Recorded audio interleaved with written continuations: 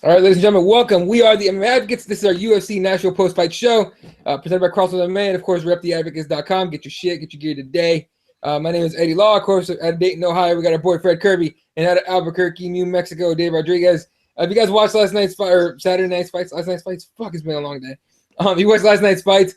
It was actually surprisingly good main card, at least. It was actually quite a few good fights. A few surprises here and there. We're gonna run through the prelims real quick. There was nothing too crazy. We'll stop at a couple fights that were pretty good. But we're gonna try and focus here all of our attention, or most of our attention, on the main card, which is where a lot of the action went down. So first two fights were actually pretty quick hitters.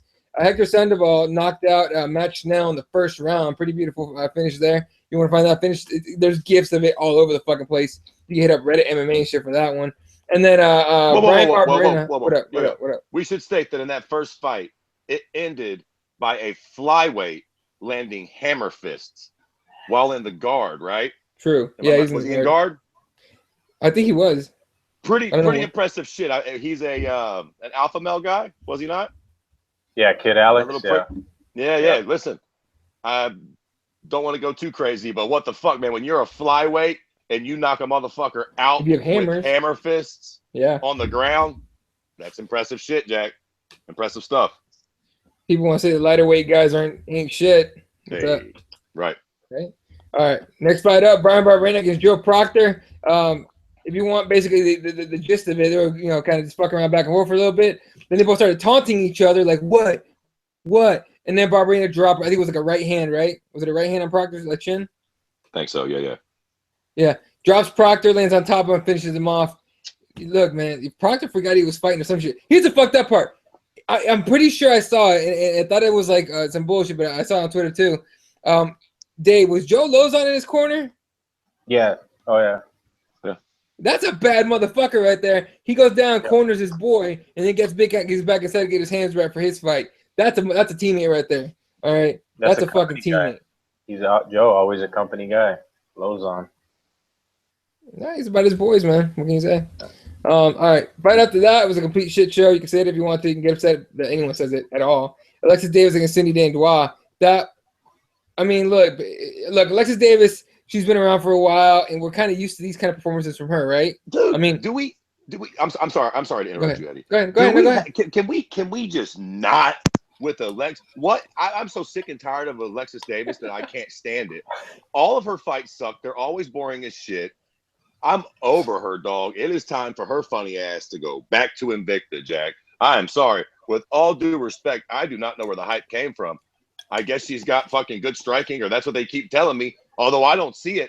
Cindy do whatever the fuck. Her striking looked fucking horrific, to say the least. Fucking an old Alexis Davis couldn't put her out. So, yeah, completely horrible fight. And once again, another fucking sludgingly fucking horrible performance overall for Alexis Davis, man. I am tired of seeing this broad fight, dog. You know the crazy part about that fight? If you didn't watch the fight, you went off just the numbers, right? The analytics. Alexis Davis controlled the fight where the fight went. Let me make sure I got all the fucking she controlled the fight for the first round, like a minute 46, right? Dandois controlled it for a little over 6 minutes, 6.5 minutes. 115 total strikes for Alexis Davis to 100 for Cindy Dandois. And Dandois got 5 takedowns. How the fuck did Davis get a decision? You know what I mean? The fight was awful, and then a complete shit show of a decision, really. That's what it was. Yeah. That's what it was. When your fight is that boring, whatever. There is no wrong decision. Your fight should not have sucked so bad. Like, even if the stat, that's what you get for having such a boring fight, man. I swear to God, after that fight was over, I had tuned out so much emotionally, I didn't give a fuck who won. Yeah. Because what's her Dandois will likely be, she'll get another fight in the UFC. I mean, a lot of people wanted to see her, eventually get to this level. She's here. I mean, it was a horrible fight, but she kind of did get robbed, like you're saying, Ed. And yeah, that's I don't know, not quite Invicta worthy in the UFC cage, the overall performance on both sides. So, yeah. Yeah, definitely. By the way, if you guys want to hit us up with some comments, tell us what you thought of the fights, what you think of what we're saying, whatever you want, how you thought the fights went, and what you felt about it. Hit us up on the comments right here, down here on YouTube, or on Twitter you can do it at CrossBonesMMA, just to make it easier for everybody. So hit us up with those, or at the MMA Advocates, whatever Twitter you want to throw it at. And we'll of course, we'll this is interactive. We'll shoot the shit with you guys. All right. Next fight, that was actually on the FS2 card. I don't like the FS2 thing, man. Ain't nobody got FS2. Jesus fucking Christ. Yeah. Fuck me. Let me go on a small rant. Motherfuck Fox fucking Sports 2. Who the fuck has that channel? I seen Jesse, you cheap bastards. Jesus Christ, Jesse. No wonder you're not on the show. You must work 24/7. You must be rich. Who the fuck has another $10 to spend on 4 shitty channels and Fox Sports 2? And I mean, okay, all bullshit aside, how many events is this that have been on Fox Sports 2 this year? Like, they barely have them on there, right? That might have been the second time we had to use the FS2 this year. Right, like maybe yeah, like the second or third the whole year. I mean, I don't know, man. Fuck that shit, dude. We pay enough money for this shit. It's enough. Like, get that shit. Put that shit on. What? We got like FX or some shit with the fucking cable tiers we already got. Put it on that one, man. Fuck. And then I also got fucking sideline for baseball, man. Fuck baseball. It ain't even the playoffs yet. The fucking St. Louis Cardinals. I don't give a shit. Baseball drags on. Fuck. That's the thing that I've been saying forever. I was like, look, if your plans to go to FS2, just fucking put it on Fight Pass. Don't be a dick. Just fucking put it on Fight Pass and let people fucking watch this shit. Or even now at UFC 211, I think the prelims are going to be on FX too, right? So I don't know if people got FX too. So they're changing shit up and they're having it on FX eventually too. So. Yeah, but I think FX. I mean, I'm only speaking for myself here because I got fucking Time Warner Cable or Spectrum or whatever the fuck it is now. But fucking FX is. It comes with the goddamn Fox Sports 1. Yeah. And what the fuck kind of horse shit is that? I fucking pay for Fox Sports 1 and they don't give me Fox Sports 2? They're on different fucking premium cable packages? What the fuck? Yeah, it's all horse shit, man, for real. It really is. But Dave Mann on the YouTube saying, what's up, boys? That car was fantastic. FS2 is the devil. When they go on FS2, the UFC becomes equivalent to Bellator. Real fucking talk, I agree. dog. Nobody can fight the band when they're on that FS2, might be the most accurate. Yeah, they're like Bellator's prelims. In the fucking shadows, dog. Ain't nobody got that channel. No, that's exactly it. That's the most accurate description of FS2 that I've ever heard from Dave Mann there, that I've ever read or heard ever. Like, that's fucking accurate as shit. It becomes Bellator prelims as soon as that shit happens, and it's horse shit. And then you come back to FS1, it's like, oh, baseball's on. I fucking knew it. That's the like. I look. I'm not a baseball fan. I always found it boring ever since it took steroids out of that bitch. But like, as soon as the fucking baseball season started, that's the first thing I thought of. That's the fucked up part. It's goddamn it. Now some prelims are gonna get fucked off this shit. We have to actually. They're gonna force us to fucking use FS2 or some bullshit. But that's just it's horse crap. So what we missed? What I missed on the what? Okay, go ahead. Oh, real quick. Eastside Rider says that Cindy needs to learn Cindy needs to learn how to throw a straight punch, and Alexis needs to move her head and takedown defense. That's true. Alexis Davis has worse takedown defense than Carlos fucking Condit. That's saying a lot. Okay, motherfuckers. Carlos Condit's easy to take down. Alexis Davis is like a breeze came through a door. All right. Yep. But what did you miss on the prelims here? First fight, Jessica Penney kind of got screwed against Danielle Taylor. How the fuck did that work out? Danielle Taylor took a decision home. Dave, what did you think of that fight? Yeah, it was a close fight. I mean, it could have been a draw, I think, or what people were saying, like on their cards. Yeah. But it was real tight, though. What's her name? Danielle Taylor. I think she fought at a smaller weight class. She's real small at that division, and they had a lot of advantages there. But yeah, I think it could have gone either way. I mean, I think I had Penne, but Taylor gets a win in the octagon, so she's got one up. I think she has 2 losses or just 1 loss in the UFC yet. Oh, that's a good question. Danielle Taylor, I think. Yeah, I'm pretty sure 1-1. So there she goes. Because first time out, it's tough to get a win right away, but she's real undersized for that division. But we'll see what they give her next. All right, after them, Scott Holtzman against Michael McBride. Holtzman pulls a decision. Completely agree with that. Holtzman was fire on the hands. But first of all, someone fucking show McBride how to use his height and reach advantage effectively, please. Fucking Holtzman himself said, "I got T-Rex arms. I had to make sure every time I hit him, it fucking made it count, right?" But Holtzman was fucking perfect. That was a fun fight to watch for me. What you think, Dave?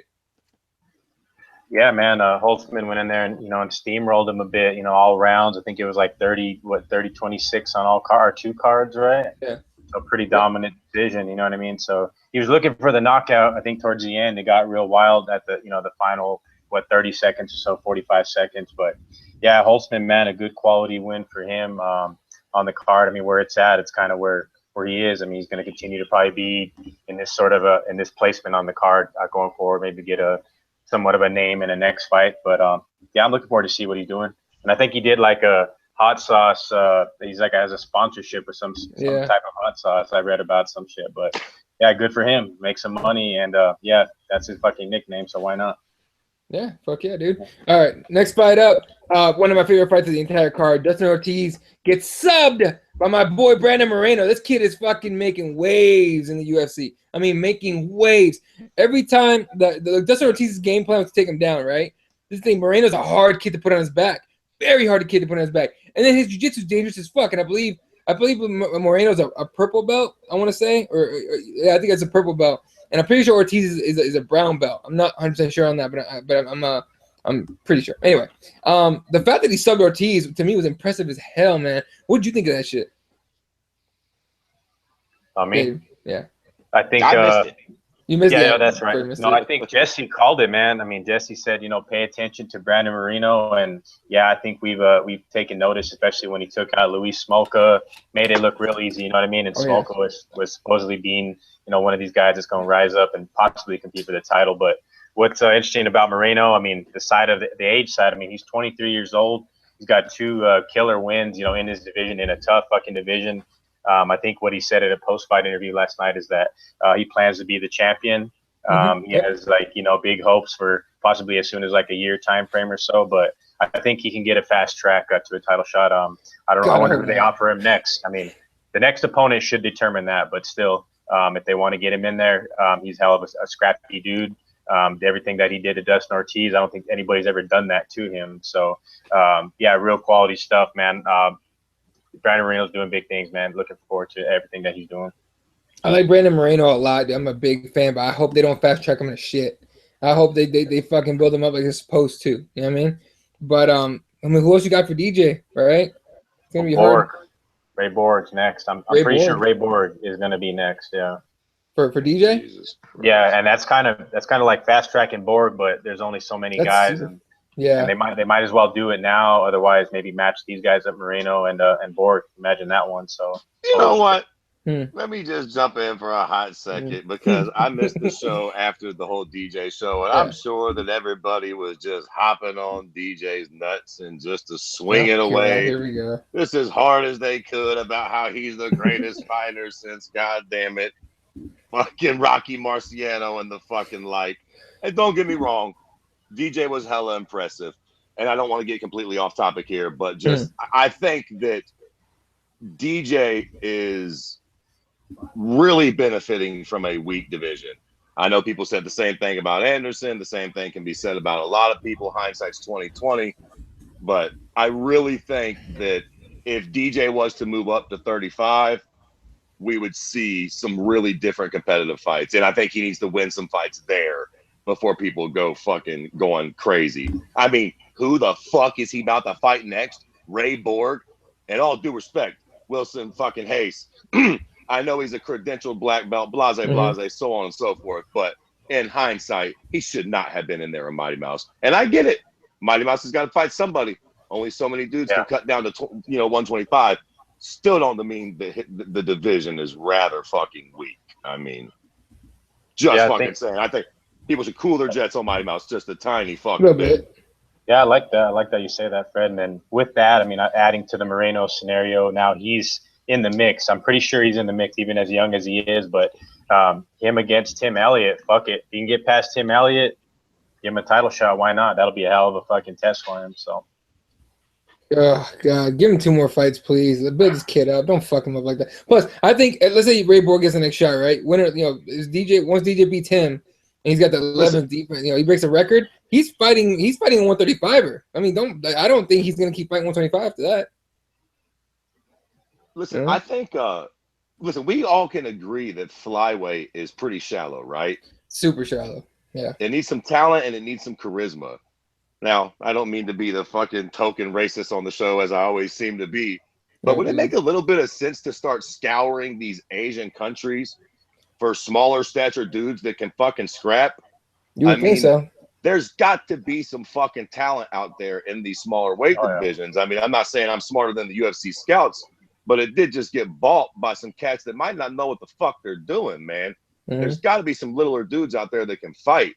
I mean, maybe they need to fucking do another tough with the little cats over in fucking Cambodia or Okinawa or some shit, but they need somebody down there to ignite that division, man. I mean, featherweight was low-key stale until Conor McGregor came along. Like, DJ needs a Conor. DJ is a great fighter, make no mistake about it, but I just feel like he needs somebody to test him.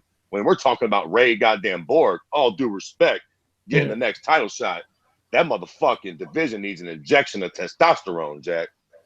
Yeah, I mean, hey, Anderson Silva needs Chael Sonnen. No doubt. We need these other guys for DJ, for DJ's worth to be fully appreciated. You know what I'm saying? He's fighting Wilson Hayes, and we need to be built up, man. We need to get invested in that shit and say, yo, this dude might act. Who the fuck thought that Wilson Hayes would actually beat DJ? I mean, yeah, maybe like on a crazy shit, but nobody would have bet their kid on it. It wasn't a real, like if Cody Garbrandt, he said he might cut down to 25.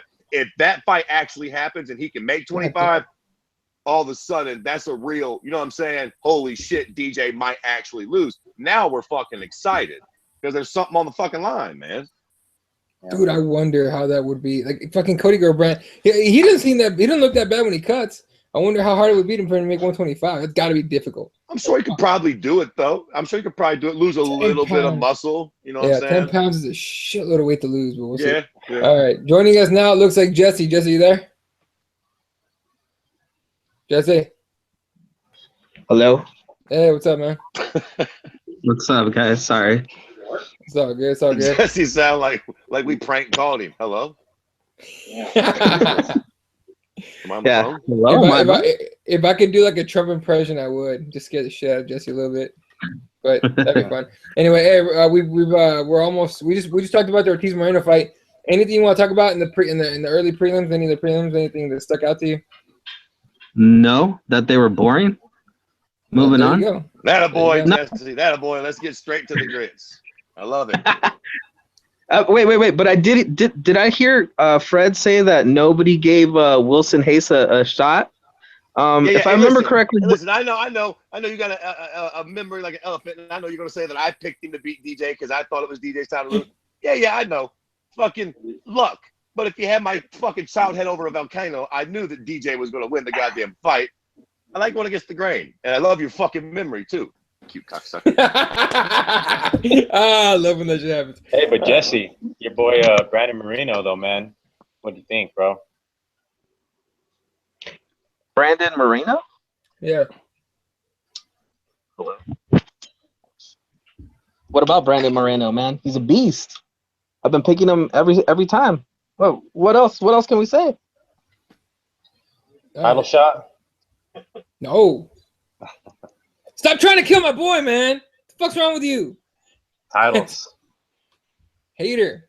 Fuck it. Let's move on before we start fucking jinxing this motherfucker. All right. Then Talos Lakes against Sam Alvey.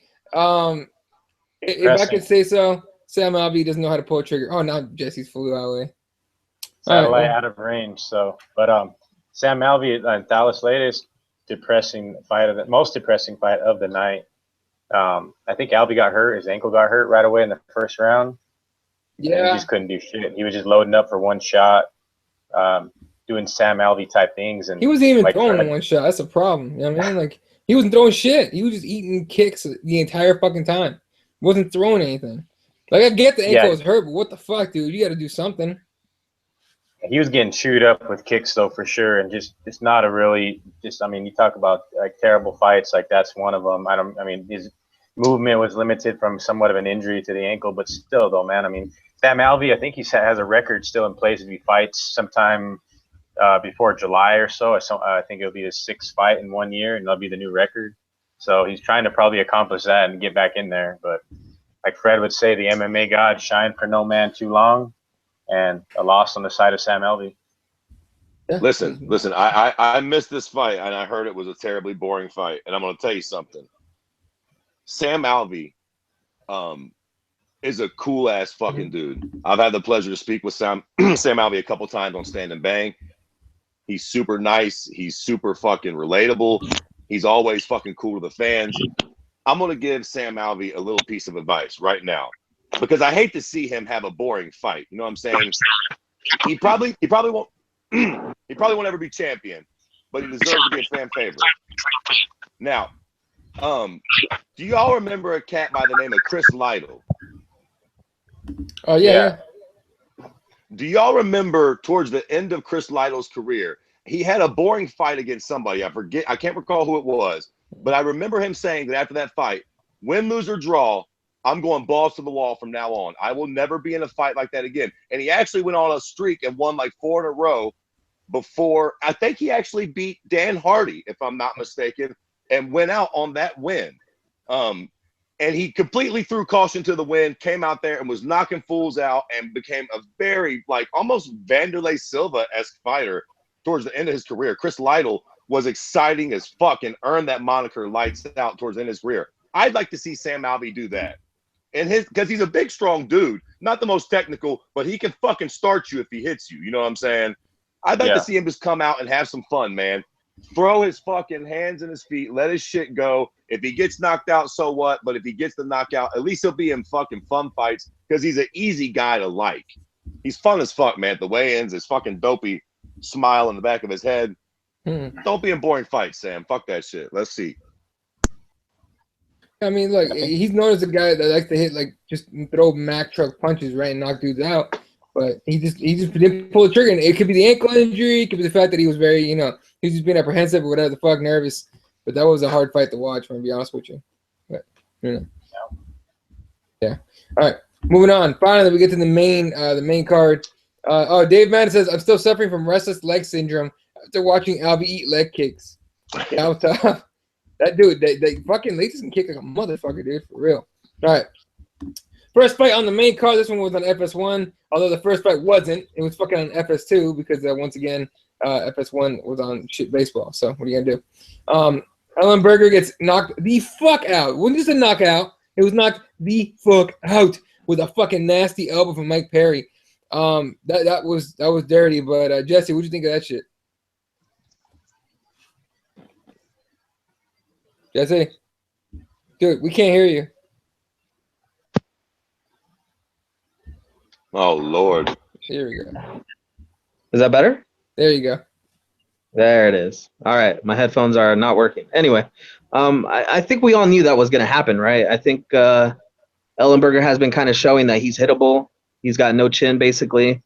And he should probably retire about this time, right? Or probably 2 fights ago.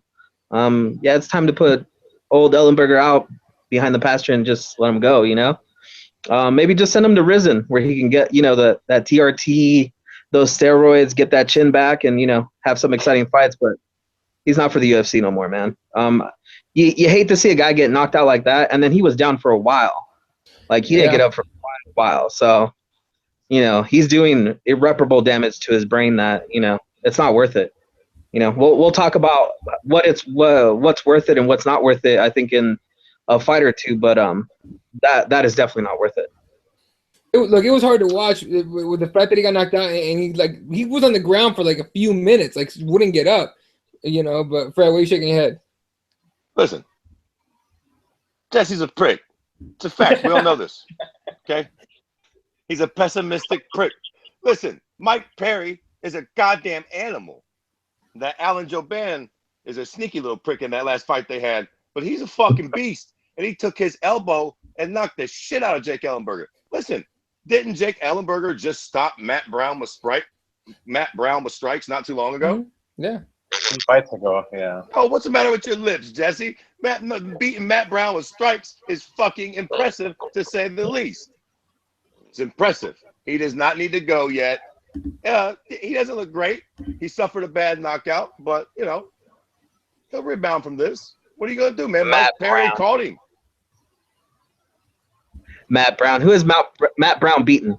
Tell me. Eric Silva. True. Fred Kirby could beat Eric Silva. Child, please. Fred Kirby could beat CM Punk. Bet you that though, Jack. No, but Allenberger, though, guys, dating back from the summer of 2013. This is who this guy's competed against, losing to Rory McDonald. I mean, keep in mind he's 2-7 in his last 9 fights.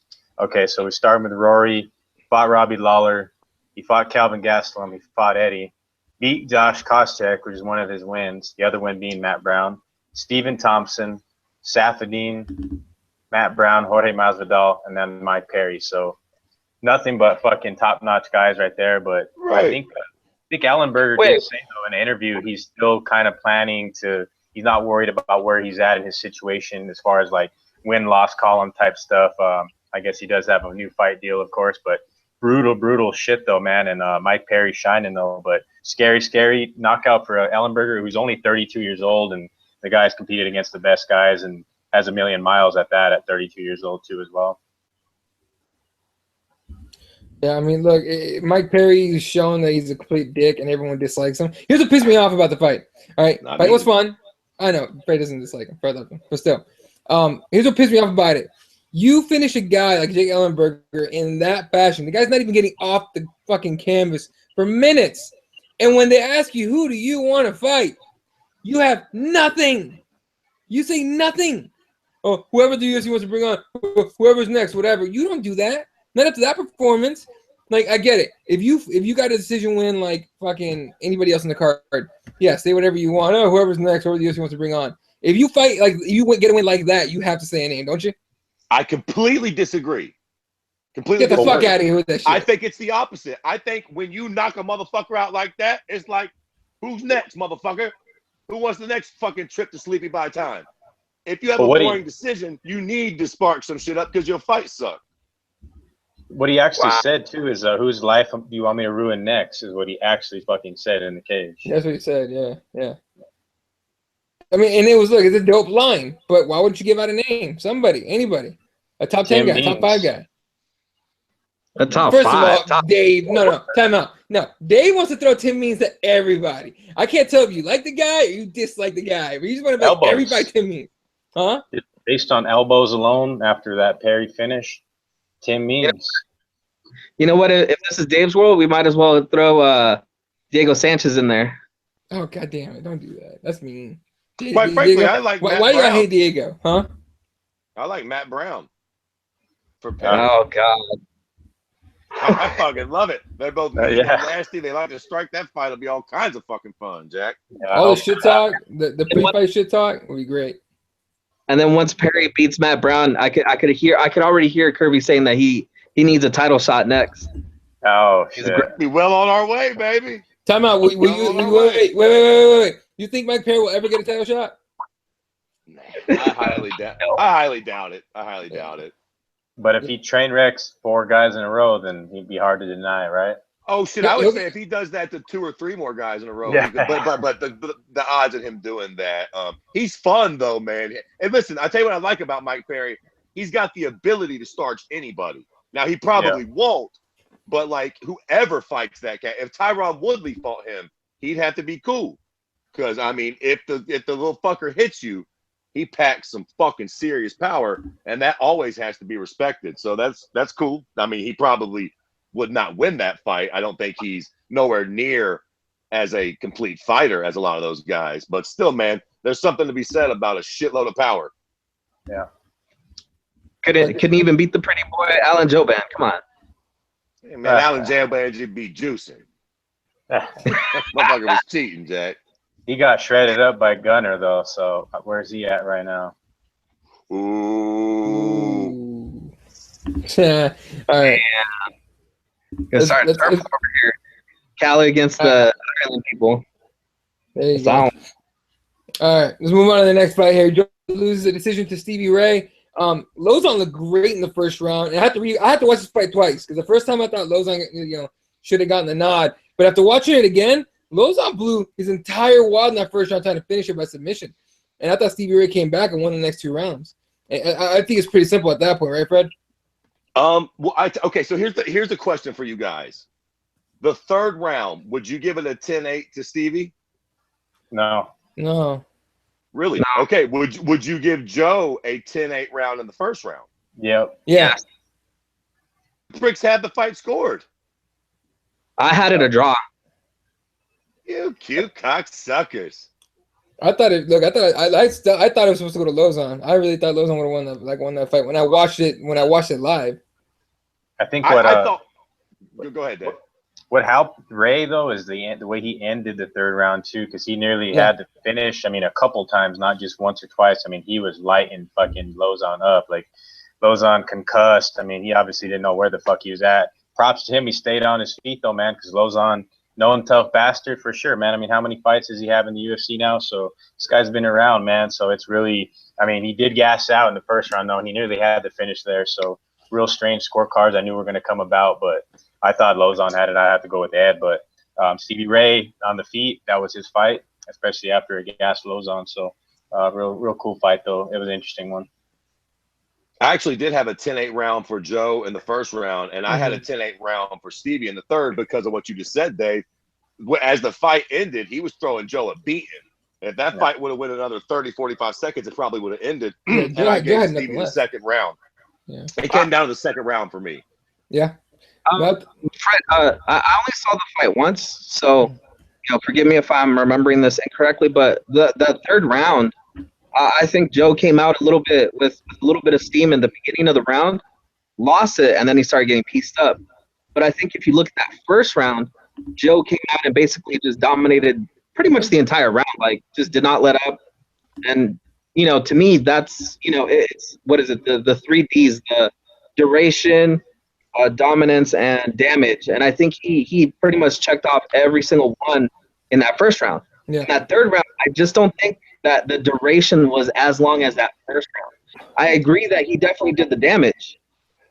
He definitely did the damage at the end, but I don't think he did enough of it. Like it wasn't sustained long enough for me to call that a 10-8. But I mean, I really thought, I was surprised. I thought it was going to be a draw.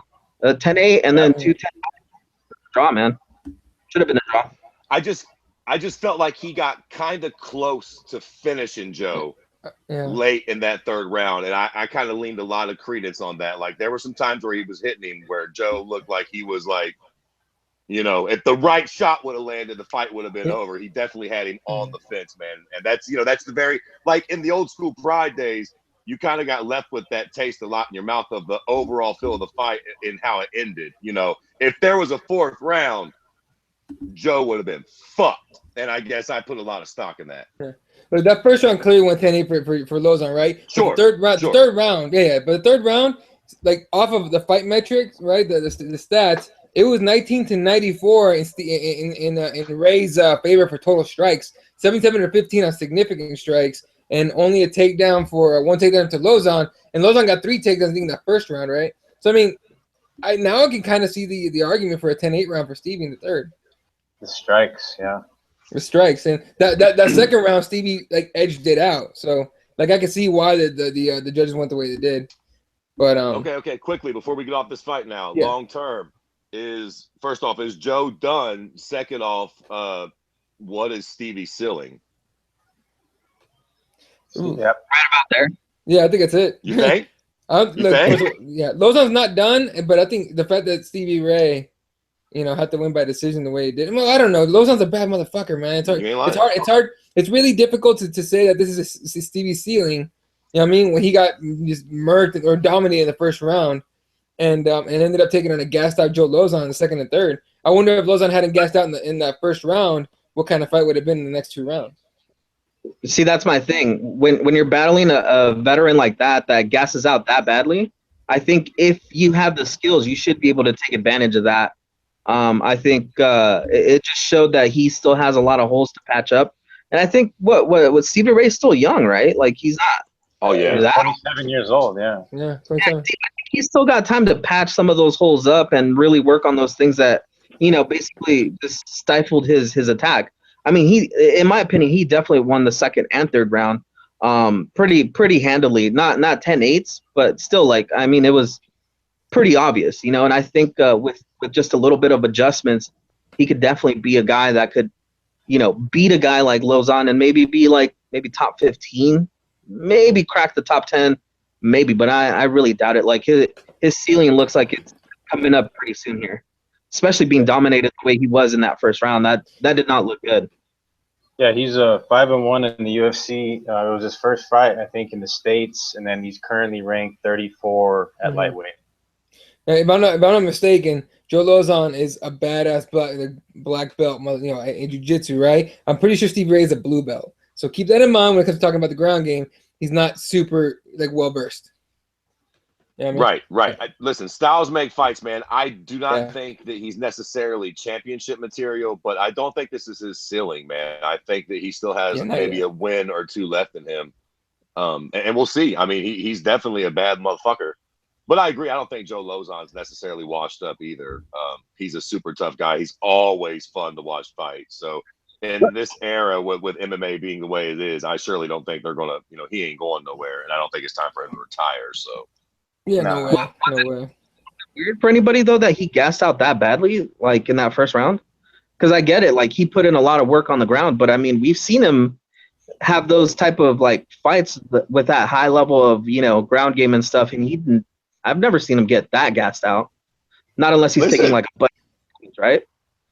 He's getting old. Make no mistake about it. Yeah. I just don't think he's done per se, but I mean.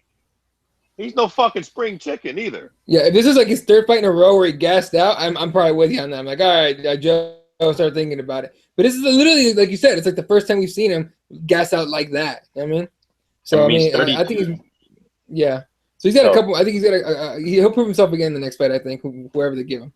All right, moving on to the next fight. A fight that got booed almost from start to finish because not a whole lot happened. And it's your boy there, Mr. Dave Rodriguez.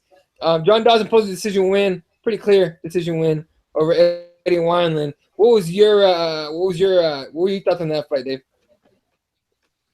Yeah, Dawson pieced him up, man. I guess the judges, Dawson was pretty vocal post-fight, talking about, the fans booing, all that shit. But, I mean, he had a technical game, man. A lot of great footwork. We know Dawson packs a punch, as well as Eddie Wineland, too, man. Eddie Wineland goes into fights without even his hands being wrapped. I mean, Eddie Wineland has plenty of knockouts on his resume, so it was an interesting fight. Dodson well prepared. He did. I mean, coming off that beating against John Lineker, where he felt he won that fight too as well. I think he was improved here, and it lines him up for.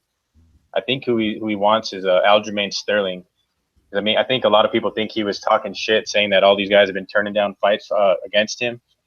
It's very true, because the last time I talked to Dodson, that's what he was letting me know, that a lot of guys have just been backing out, and he's willing to take on all comers at 135. So, yeah, man, Dodson, I mean, people, I don't know, that crowd, I mean, people, it's like a trend, like every other week or every show, they like to boo a specific fight or so, but it was just a classic Dodson appearance. I mean, he really didn't take any damage at all, and he's fresh, ready to go. So hopefully they give him Aljamain Sterling, and that matchup feels very proper at the moment right now. Who do you pick on that one, just real quick? Aljo and Dodson? Yeah. I take Johnny Dodson in that one. Yeah, no, but I think I'd probably be with you on that one. I like Aljo a lot, but the wrestling, I think, side of Dodson's wrestling would be key, but Aljo did look real good last time out and looked like he changed his skills a little bit to fit his style, and hopefully he can rise up, because he's had some setbacks and fought some top-notch dudes as well. So. Yeah, but Jesse, you there? Yeah, I'm here. All right, cool. Dodson at 135. It's hard. Look, it's kind of not packed, but there's plenty of plenty of guys for him to fight to get a title shot. You think Dodson gets there, or would you think Dodson will be a contender at any point? Wasn't he a 135er before he dropped down to 125? Yep. Yeah. So I think we already know how this story goes, right? Like he gets to the peak of the mountain, but he can't he can't get those last little steps to be the king of the hill. So I don't know, man. He's gotten a lot better since then, but I just don't know, man. I think we've seen that division has filled out with some bigger guys, faster guys, stronger guys. I don't know how he would do against the top of the top up there. So. I don't know, man. It'll be hard, but I think he could be like a top 5 guy in that division. I just don't see him really rising past that Go ahead, Fred. Call me a hater, but I think that's how I see it. Go ahead, Fred. Whoa, yeah, baby. The haterade is strong tonight with Mr. Jesse. Oh, Mr. Jesse, need I remind you that one of the fucking crowning reigning kings at 135 right now, Mr. Tej Dillashaw, did get starched out by the magician. Just saying, fun little fact there. So I think he could probably compete at the top of that division. I will say, this fight annoyed the shit out of me though, because I feel like John Dodson is one of those cats. First off, all due respect to Eddie Wineland, I didn't know that cat was still in the game. He's like an OG. I literally didn't know Eddie Wineland was still fighting. I was low key shocked that I thought he retired or some shit like that. Phantom Toll Booth. Yeah. I mean, he's a great fighter and he's a gritty veteran, but I still thought that was a slightly odd matchup. I don't remember what point it was in the fight, but I think it was the second round. John Dodson kind of let off an offensive flurry and had Wineland backing up against the cage.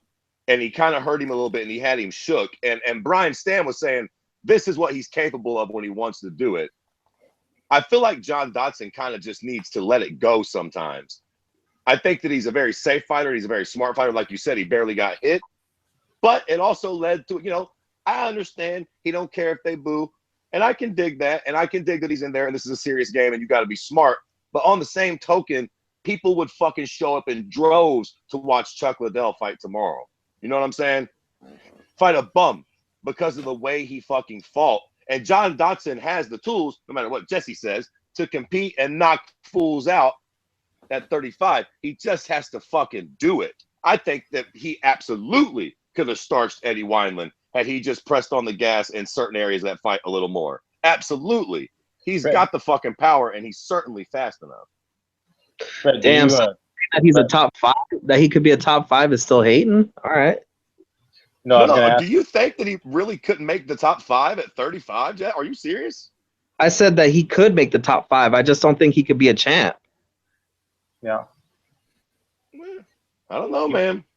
He said he's been calling out Marlon Moraes, too. He was trying to get that fight very badly, and I guess at some point those two might meet up. But, yeah, I agree with what you guys are saying. Yeah, top 5, and then he's really going to have to let it loose, like you said, Fred. Coming up in the 135 game, it's pretty nasty up there. I mean, don't forget Dominic Cruz is still there at the top. I mean, there's that fight with Marlon is gonna come soon. So it's a cool division to watch right now with the new champ, especially with TJ and Cody on deck in about 2 months' time, right? Real talk, man. I mean, I love fucking Aljo, but I would rather see him fight Brian Caraway.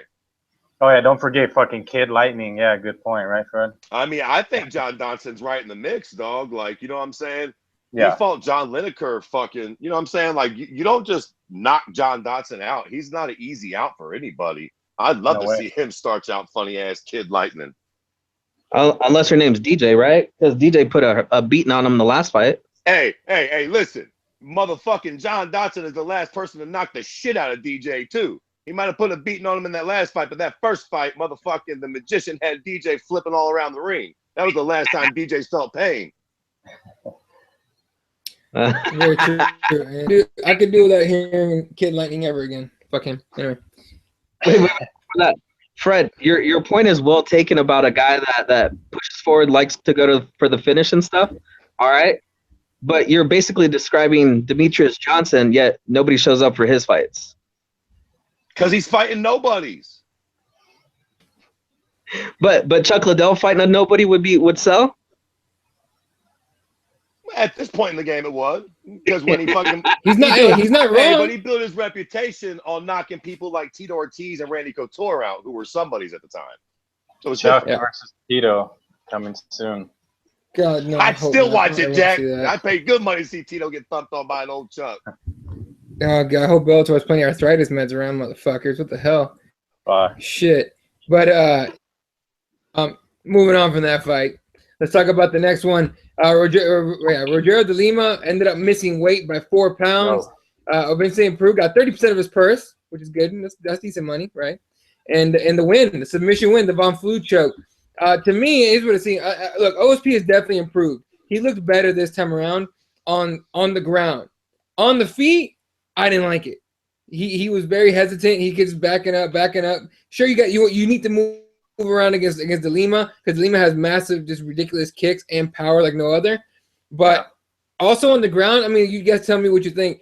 I thought De Lima quit. He looked like he just had he could have fought his way out of that choke, done something, but he barely tried to do jack shit with OSP on top of him with that choke in there. Dave, what did you think about that?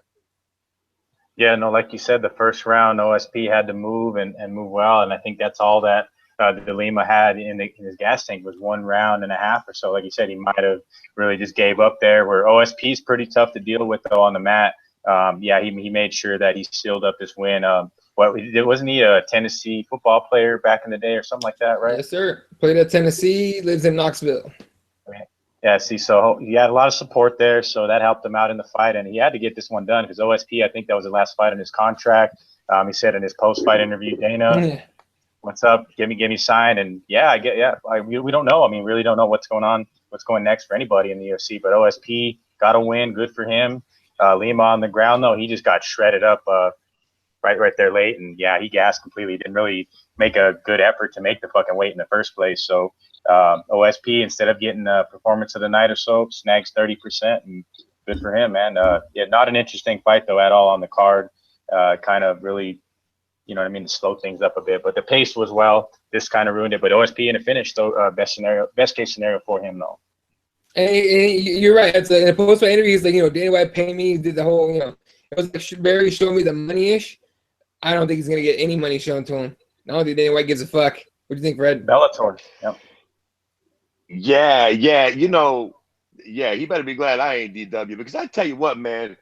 For me, this is me personally, Jack. OSP is kind of like the black Ryan Bader. You know what I'm saying? Like, he's got some power in his hands, but predominantly he's just kind of one of those guys. When I see his name on the card, I'm like, fuck, that's the old cheesecake breaker, the smoke breaker, like, I just can't get excited about the guy, man. You know what I'm saying? I don't give a shit what he did to Shogun in 6 seconds 13 years ago. Yeah, so he got a choke on a dude that I ain't no fucking BJJ black belt or no shit like that, but I'm pretty sure if you're in the UFC, you should be able to make your way out of that choke.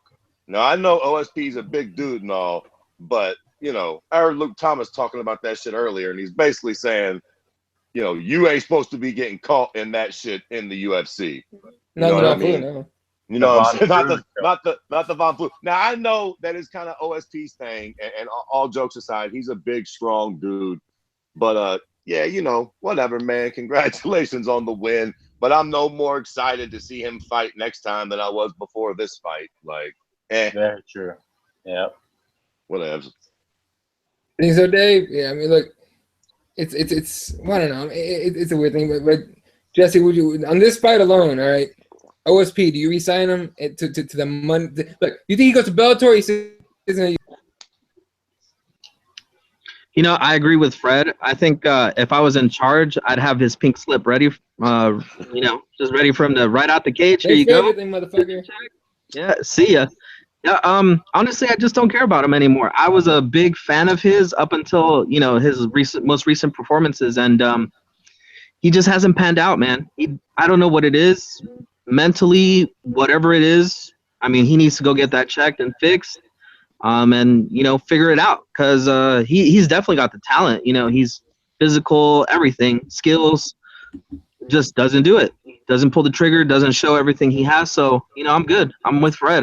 Just give him his walking papers, let him go somewhere else, and make that paper that he thinks he's worth, because he's definitely not worth to the UFC.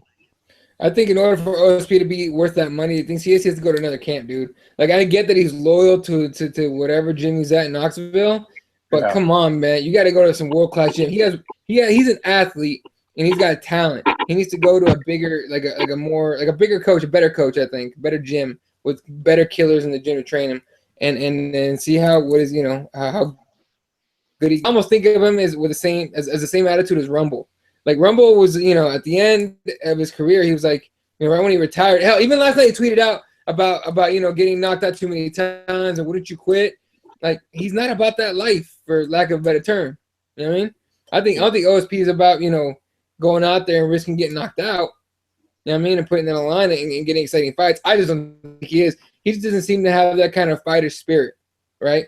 That being said, if he goes to a better gym and he's really about it, I think we can see a top 3, top 5 contender. But especially other than that, especially with the 205 division the way it is. But even in his post interview, he kind of said, like what Jesse's saying, it's been a mental thing for him. And I agree with you, Eddie, that a new camp would be a great situation for him. So I even heard that Mike Perry is interested in like coming to Jackson Wink and like cross training and shit. So he's constantly trying to improve. OSP needs to do the same thing. You're right, Ed. He's a hell of an athlete.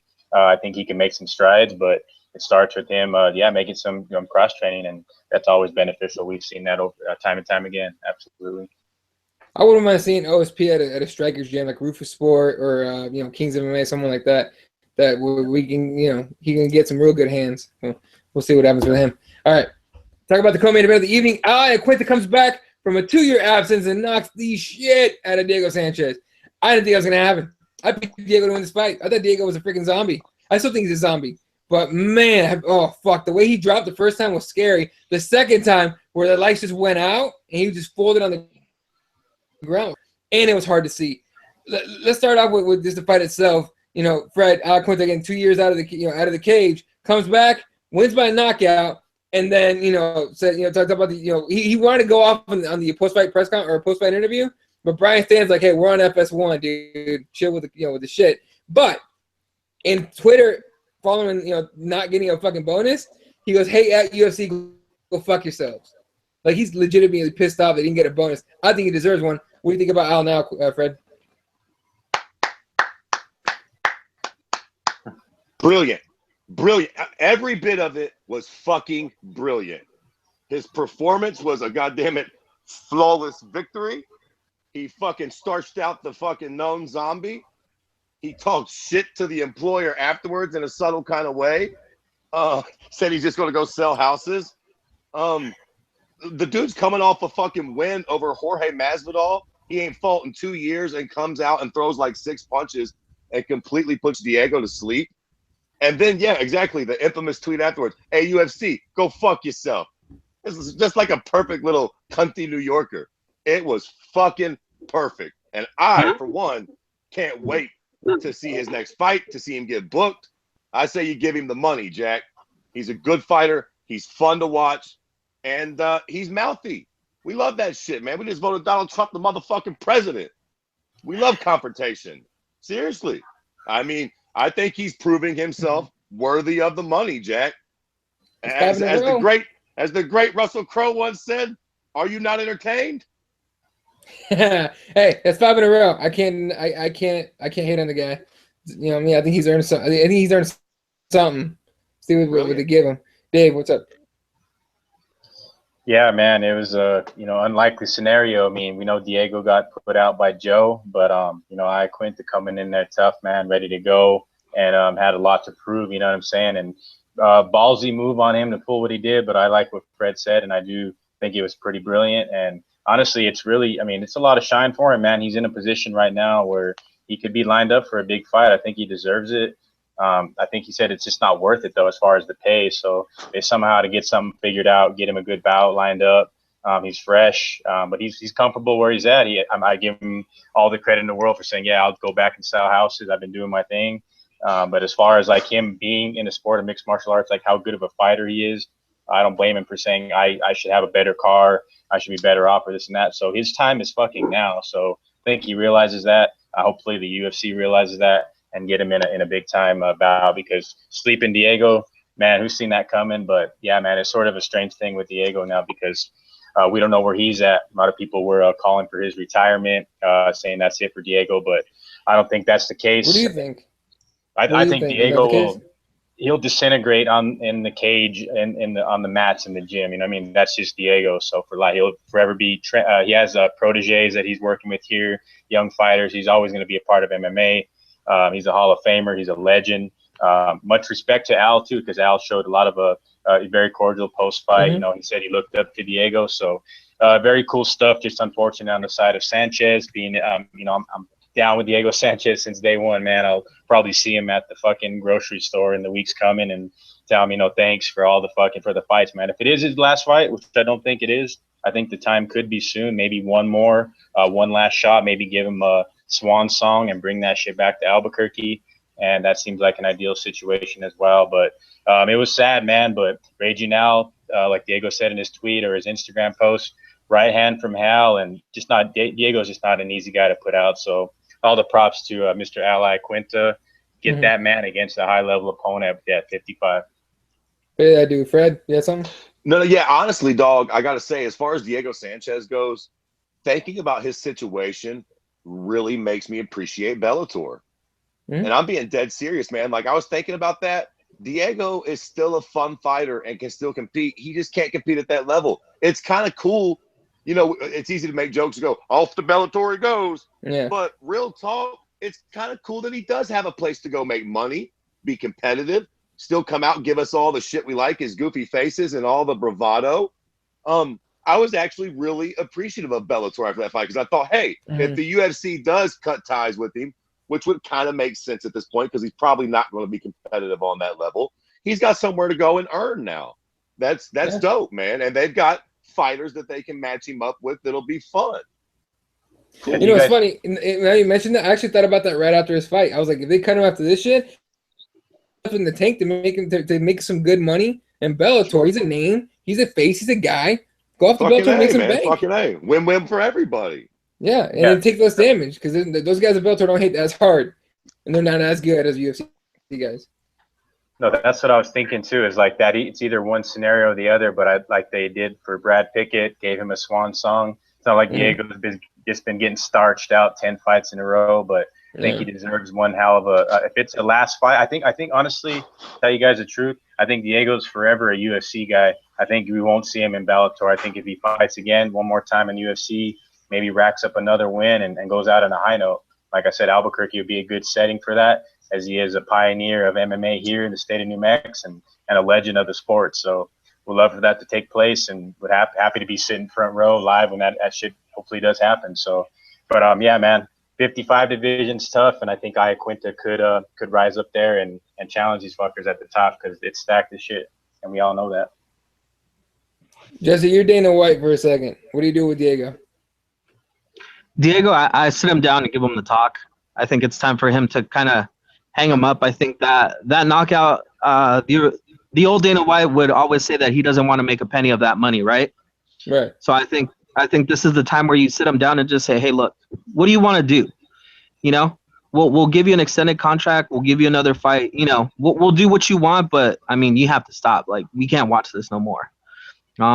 Honestly, I think for the safety of that guy, because you want that guy to be able to teach people to, you know, have a family, you know, be a family man and not have the repercussions of like a Gary Goodrich, you know, the stuff that he's going through. Good point. So, you know, you don't want to be that guy that, you know, kept him in the sport too long and, you know, gave him all that problems later on. But I know the next thing you'd probably ask me is on the reverse side of what I would, if I was Dana White, what I would do with little smart mouth over there. I'd give him his walking papers too. I'd tell him go what you're worth then, you know, because this is the thing. Like Fred said, it's a good thing Bellator's around, right? Because right now, if a fighter wants to find out how much he's worth, take a shot. You know, if you're Jacare, instead of waiting around and, you know, and signing an 8-fight deal, why don't you just fight out your contract and then find out what you're worth? Right now is the time to find out what you're worth. Bellator is paying. We got the new World Series of Fighting or whatever it's called now coming up next year.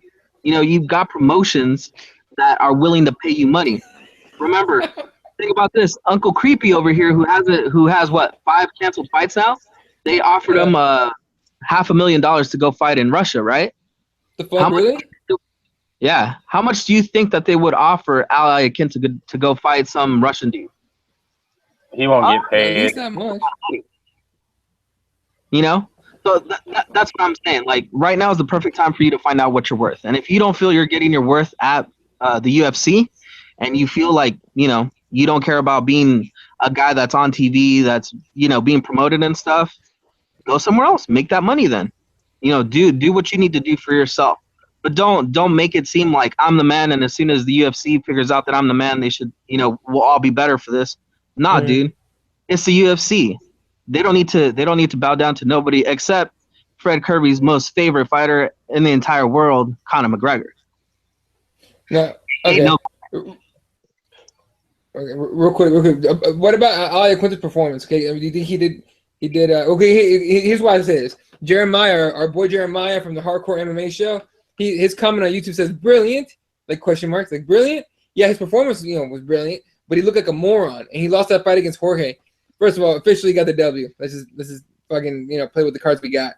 Officially got the W. Officially, I kind of agree with you. I know on the like who should have won that fight, but regardless, what do you think, Jesse, about the way he handled himself after the fight? Like, you think if he's trying to hang around, that's smart? No, I mean, it's obvious that this guy wants to be released. I mean, okay. I mean, it reminds me of the guy from the Tough. First off, did any of you guys see the Tough show last week?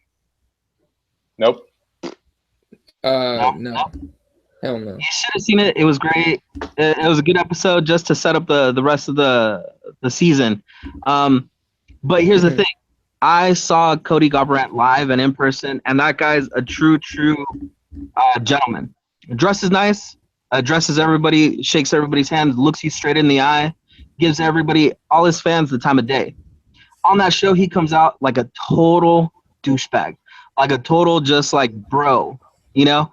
Get in my space, I'm gonna choke him. Get within like 10 feet of me, take a step towards me, I'm gonna punch you in the face. Like, he's total bro.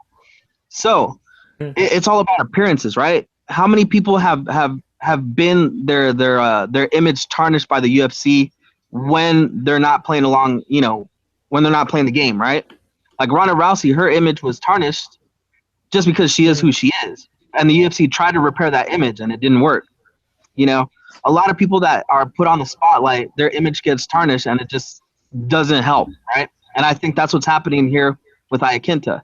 He's putting his image out there and he thinks that he's like, you know, he thinks this is WWE maybe. He thinks he's going to be like the next Stone Cold where he's like fighting against, you know, the company, the bosses, trying to get paid and stuff, and he's going to get fans.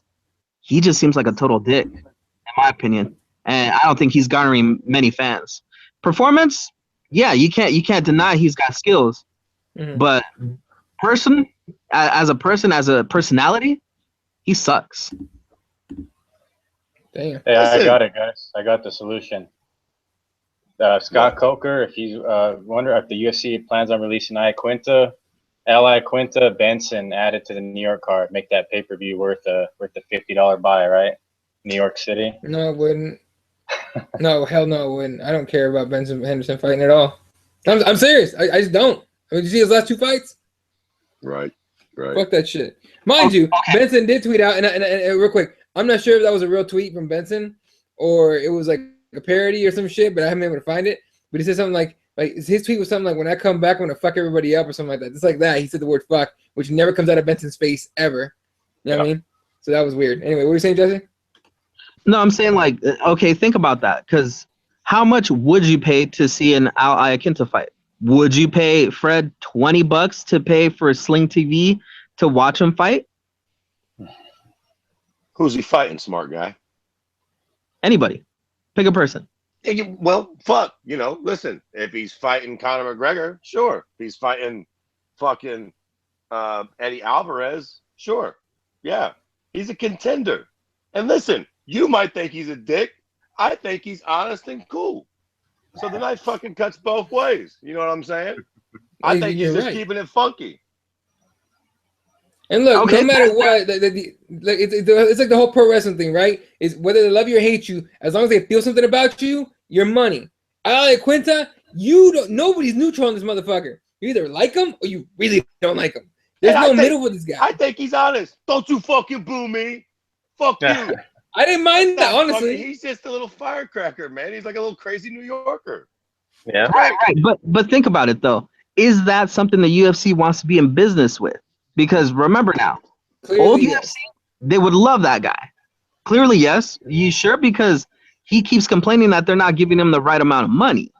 So here we go. Like, after I would say in a month, if he has not had a contract negotiation where he's getting paid more, and we keep hearing him chirp and chirp and chirp that he's not getting his due respect, the UFC isn't going to be in the Al Iaquinta business very much longer after that. Andy Like I might get have what you're saying, but like the fact that Conor McGregor's still a thing, he talked this shit like a motherfucker, didn't he? He said for a long time they fuck you pay me with my 2 fucking belts, you fucking cheap motherfuckers, all that other shit. Wait, when was that though? When did he start doing Right that? after the sale. Oh no, he's been doing that forever. But like literally, I mean, when the RE or whatever the fuck his name is, the one that brought the belts up to the fucking to Conor at 205, am I right on that? I think so, yeah. But Conor did it after he was a proven commodity, right? He didn't just come out the gate and say at the UFC right as he was starting up. He built his fan base. He made sure that he knew exactly what he was worth. Al Iaquinta doesn't know what he's worth, in my opinion. I think the best thing for him to do is get cut and go find out exactly what he's worth. Because if the UFC wants to hold on to him, they're gonna pay the money, right? They're gonna offer him the big money and make sure that he stays here in the UFC. But if they don't think he's worth it, then they're gonna let him walk. And hey, he might benefit from that, and that might be what he's doing, right? And he probably trashed his hotel room too, so that'll help his cause, right? That's just weird shit. I don't get whatever. Anyway, yeah, all good points all around, really. But I don't know. I think Jesse's kind of on it. I think they'll let him go. I don't think they'll keep him, but we'll find out probably rather soon. All right, talk main event time. Cub Swanson gets a decision win over Artem Lobov. First thing I gotta say about this fight is I enjoyed the fuck out of it. Cub Swanson is so goddamn just like he's so good. I mean, did you see that fucking? They were in the clinch and he did that spinning back elbow, landed it just on the money. Who the fuck does that shit? He did that. It's so much fun to watch. A guy that creative with his striking, and then he's a black belt in jiu-jitsu. His ground game is good. His stand-up game is good. Cub Swanson still has it, and people need to watch out for this dude. But I gotta say that Artem Lobov earned quite a bit of respect last night with the fact that he just kept on going. You know what I mean? Like, dude he didn't have an inch of quit in him. And he got hurt 2 or 3 times. Like, he got legitimately rocked and hurt 2 or 3 times. I think Swanson had his back at some point, right? And he was able to survive. And he took all 5 rounds. So I got to say, respect to Artem Lobov. I know I tweeted out that whole thing about I tweeted out this thing. I said it was kind of like a McGregor and Kavanaugh weren't in his corner, right? So I tweeted out like a quote, which is fake quote, obviously wasn't real, but it said something like, thanks for the sparring rounds, but we're gonna pass on cornering you. Good luck, right? And it's just like it's weird to me that nobody went out there but Owen, his coach Owen, to go corner the guy. Kavanaugh was doing some kind of fucking speaking engagement in Australia, and Conor McGregor's obviously he's having a kid, so it's hard for me to get away. But regardless, that was just weird to me, just as a side note. But dude, Lobov, I'm not gonna say he's gonna be a contender anytime soon, or that he even still belongs in the UFC. But as a fighter, I gained a lot of respect last night. And Fred just gave me a weird look. What do you think? No, but yeah, he's definitely not going to be a goddamn contender, no bullshit like that. Yeah. Listen, man, this is one of those fights where it pretty much went exactly as I thought it would. I thought maybe Cub might have ended up getting the finish, but man, Artem's from Russia, Jack. He's tough. What are you going to do? They're tough as nails, those fucking Russians. So at the end of the day, man, that fight went exactly how I kind of expected it to. Artem did all right, but he's a decent fighter, but he's like I asked earlier about fucking homeboy ceiling. I think we know exactly where Artem Lobov's ceiling is, and that was it right there, Jack. That's as good as it gets for him, period. And the only bummer is we didn't really learn much about Cub Swanson in that fight, right? I mean, we all know he's a bad motherfucker. We all know that he was pretty much a way better fighter than Artem. I don't know. He got a payday, kept him fresh. But I think he said that he wants the winner of Max Jose, which is, wishful thinking. I can dig that. But personally, I do think he deserves a big fight. Not quite that fucking big, though. I'd like to see Cub Swanson get a little break. He's been active, so give him a break. And then I'd like to see him fight the winner of Yair and Frankie. Ooh, I'm okay You with know what I'm that. saying? And, I'm and then the really okay winner with of that gets that next title shot, because I assume Frankie's funny ass can't beat both of them. So Yeah. It'd be almost sad to watch Swanson against Yair though, because they're training partners and buds, and that'd be weird. Amen. It'd be weird to see. I always get a weird feeling to see teammates fight. I really do. But if I they're down with it, actually really like that fight though. That's kind of, I hope Yair beats Frankie, and then I think him and that'd be a Cub sick would fight. be a great fight to see who That'd be a fights for sick the fight. belt, man. You know, yeah. Yeah, Dave, those are your boys down in IBQ. Yeah, man. I mean, shit. Artem Lobov, known tough bastard watch list, I guess you could say, right? He was walking through everything Cub had to throw at him, so pretty awkward. I think what Cub Swanson said is just it was hard to adjust, and then he sort of got real comfortable in there. Took Artem's back second round, put him in some trouble. I think it was that second round where most of the rest of the fight was competed on the feet. So Cub, man, we know he possesses those flashy techniques. Overall, a better mixed martial artist than Artem.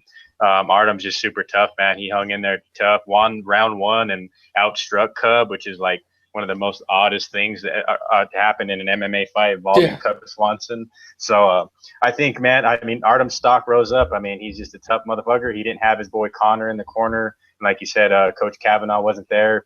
I don't know if that would have helped him, and maybe he wins by just having Connor there. But yeah, man, Cub Swanson, I think in an interview post-fight said he's out for the rest of the year. So in my scenario, I see the winner of Yair Edgar definitely getting the shot.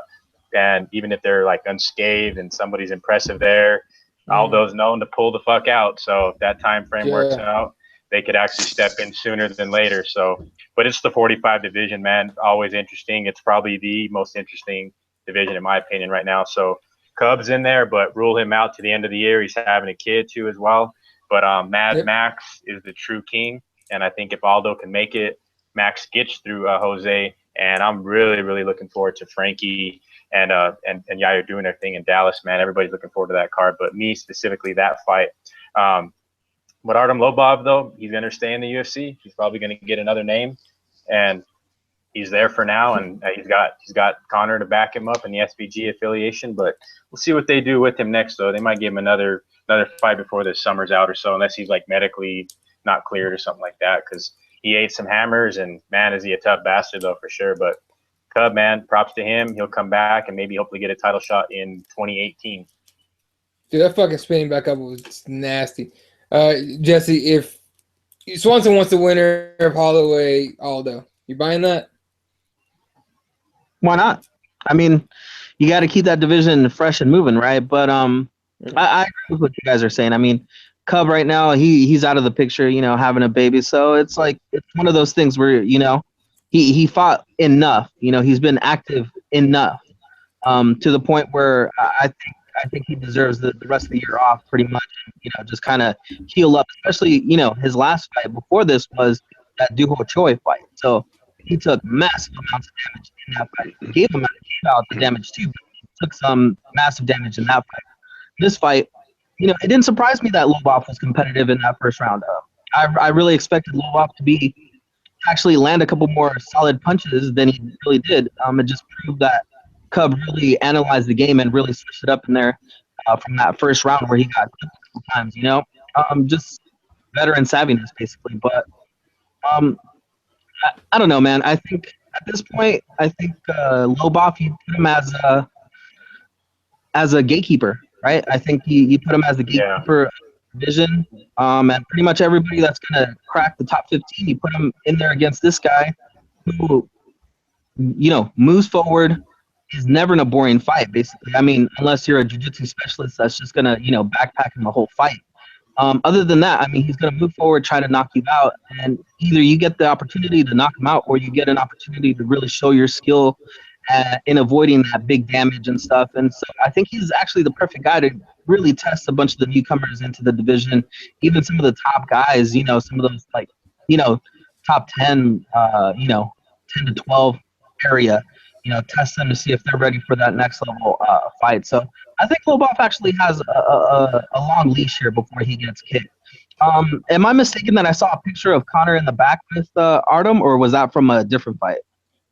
That was from the 202 card. That was right before Artem went to go fight Chris Avila.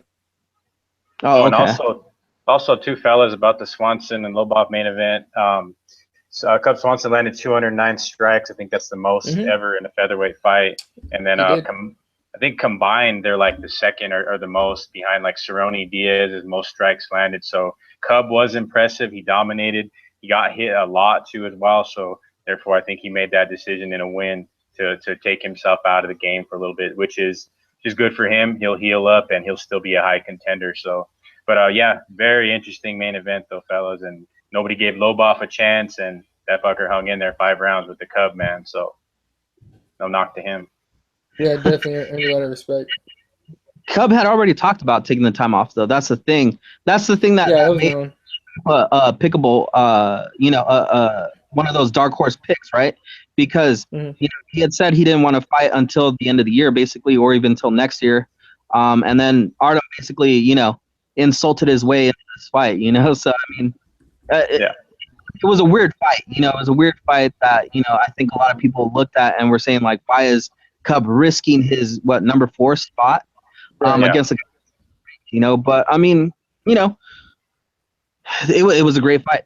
What else can we say, man? It was a great fight, and I think now a lot of people are gonna add that respect to Artem and really give him the respect that he deserves of being a UFC fighter that has a bad record. But I mean, not a lot of legends have good records. A lot of them have double-digit losses as well. I think he's just a guy that is proven that he goes for the finish. Either he's going to get finished or he's going to finish. So, I think that's a good thing to have in this division, a guy that's like that can test a lot of people and make sure that we're getting the top contenders at the very top and not just having some BS rookies that are just kind of skimming by, with some, cheesy fights and getting to the top. So. Well, there's one guy they can't continue to deny, and he's got the second most wins in featherweight history. Darren Damage Elkins. Okay, stop it. Whether you like him or not. Why are you trying to give him a hype train? Hey, man. Here's the thing. I take it back. I don't mind the guy. I know he knows the fuck out of me, and I know that he's a fucking zombie. I don't mind him getting in there against the top contender and shit. Fuck it, let's do it. I'm out. Huh? If we're talking about the Damage again, I'm out of this. That's just weird. I don't dislike the guy. It's just fucking weird. Anyway. Yeah. What are you saying about that there, Dave, before we go? No, I was just gonna say because there's another contender at 45, Brian Ortega. He's gonna be matched up here pretty soon too as well. But at the top, when you mentioned the Cubs, the Elkins, and Jose Aldo, those are just the most wins in featherweight history. So kind of Darren Elkins flies under the radar, but he's one of the more guys that's a true fucking badass. Like you get past him, then you deserve the title. But he's in a weird spot now where he's just slightly ahead of Cub based on his win streak. I think he's got a 4-fight win streak. Cub's got 3 now. So yeah, it's interesting at the top of 145. All right. Fellas, that's going to be it for us tonight. There is no UFC event until May 13th. It's UFC 211, headlined by JDS against Stipe Miocic, and of course the co-main of Joanna against Jessica Andrade. If you're going to say some shit jinxing that card in 2 weeks ahead of time, motherfucker, I swear to God. What are you saying? If it's not jinxing, say it. If it's jinxing, don't say it. Nah. I fucking knew it. Anyway, and then Damian Maia against Jorge Masvidal, Frank Yeager against Yair Rodriguez. We were just talking about that a second ago. And weird fight to me, Henry Cejudo against Sergio Pettis. Only weird because I think Cejudo's a big jump for Pettis. But the fucking prelims are legit as fuck. Eddie Alvarez against Dustin Poirier, Chas Skelly against Jason Knight. Our boy Jason Knight's the shit, dude. I'm a big fan of that guy now. Chris Jocko against David Branch. I don't know why. And what's this guy? James Vick against Marco Reyes. And then, of course, the UFC 5 House prelims, we got Jessica Aguilar against Courtney Case. Gabriel Benitez against Enrique Barzola. Chase Sherman against some dude whose last name I'm not even going to bother trying to say. And Jared Gordon against Michelle Quinones. So it's going to be a fun night of fights, but it's 2 weeks away. All right. I'm sure there's like other cards and shit to do. We'll put that out as we go on Twitter and everything. Yeah, that's going to do it for us tonight. You can follow Dave at Dave's. What up?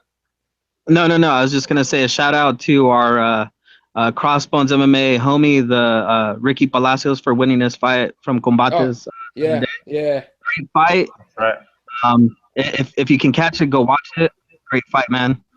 That's what's up with Combates. Yeah, Mexican was legit. The what? Mexican fighters throwing down all the time. There you go. All right.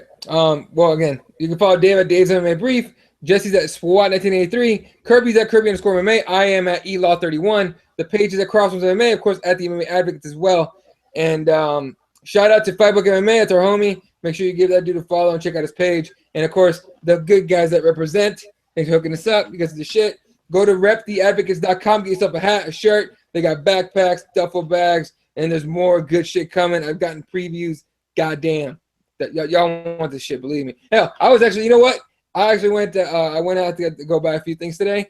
I actually have like literally like 5 different people come up to me and be like, 3 of them were like, dude, that's a sick shirt. And then the other 2 were like, that's a DS shirt, fuck yeah. I got a bunch of fucking love for the shirt. So get yourself some that represent gear, reptheadvocates.com, and hit us up with a picture and a tag. We'll put you guys on this shit because it's legit.